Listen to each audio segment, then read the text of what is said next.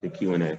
Yeah, I thought it was really encouraging to see a second unit like we had tonight do what they did.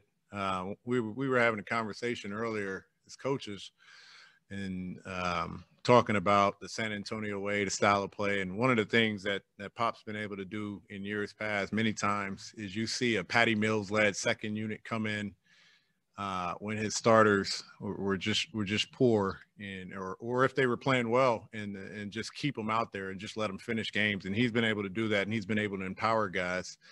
Our starters weren't very good. They weren't good at all. Not very good. They weren't good at all. And our second unit did a great job of just making the night somewhat decent. It's good to see Skylar, who hasn't played NBA basketball, do what he did tonight. It was good to see BG get a little bit of rhythm and to just throw some guys out there and play with some energy and some passion. And that's what we need. We need to get our starters to find what we had for 3 quarters in Dallas and lost in the 4th quarter defensively, and what carried over tonight. And so we get to play again against a team tomorrow that's physical, that's energetic, that's tough. And we have to find that same type of approach to a game against Indiana that we haven't had for 4 quarters with our starters. Okay. Thank you. We will go into the Q&A now. And the first hand that is up is Ray Gleer. Lloyd, what happened to you guys tonight has happened all over the NBA, these wild shooting nights. I think the uncontested threes are almost 40%. Even Utah got run out of the gym. This hot shooting, is it guys being rested because of COVID? Is it nobody crowding the sidelines? I mean, you're not. No, I mean, these guys are coming off of 3 days of rest. They looked energetic. We did not. And they, when the shots start to fall, these are everybody's NBA players. You give a little bit of confidence, you feel good. It looks and feels good as the game continues, and that's what we saw with San Antonio tonight. Credit to them. It's not an excuse for us. Credit to them. They played tremendous basketball. All of their guys started with DeRozan. Played tremendous basketball. They were confident. They were encouraged. They were energetic, and the ball was moving and popping, and it was hard for us. They didn't feel us. It was consistent with what happened in the 4th quarter in Dallas, and it was consistent with our starting unit. So we have to really get off to a better start defensively and bring a different approach defensively. We had a great day in practice, but no carryover. Sarah. Lloyd, how disappointing was that 2nd quarter specifically? And specifically, what do you want to see improve on defense? They have to fill us. It's really, for me, it's that simple.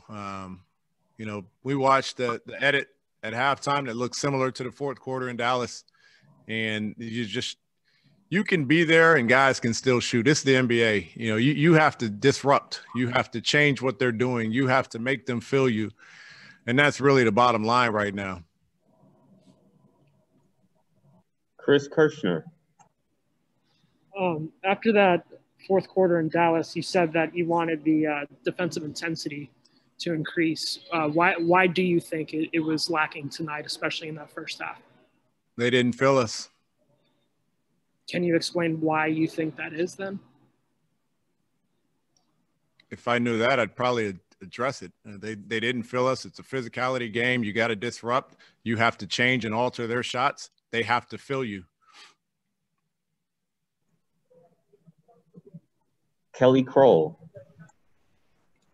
Coach, given the quick turnaround, how do you kind of approach a night like tonight? I mean, is this one where you just really turn the page quickly and don't look back? Yeah, I mean, it's the NBA. That's the good and bad of the NBA.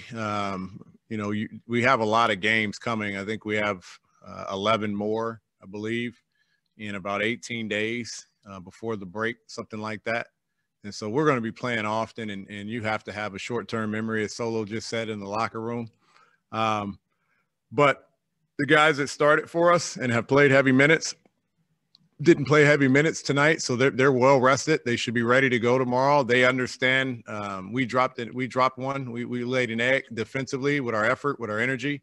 That's my job. It's to put them in position with the game plan. to have the right guys on the floor. I thought we had the right guys, and they didn't deliver tonight. And so we come back tomorrow and we try and find a way to deliver. We know we got some energy on the bench, and maybe we find a spark like we did in someone like Skylar tonight. We did that with Nathan early in the season.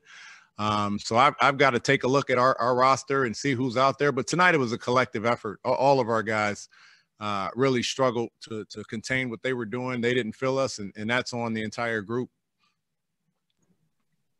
Chris Kirshner.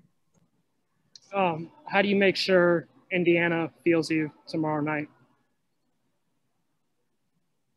How do you make sure they feel you? Yeah, I'm using your words. You said that, Yeah, they got to feel us.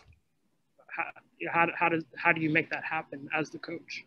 You get into bodies and you make them feel you.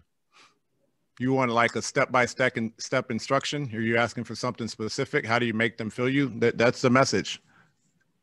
Yeah, they have to get into bodies. They have to touch somebody. They've got to be physical. We've got to tag rollers. We've got to punch on. We got to wipe the post. We've got to be in the bodies and go over screens. We've got to be up to touch in the pick and roll.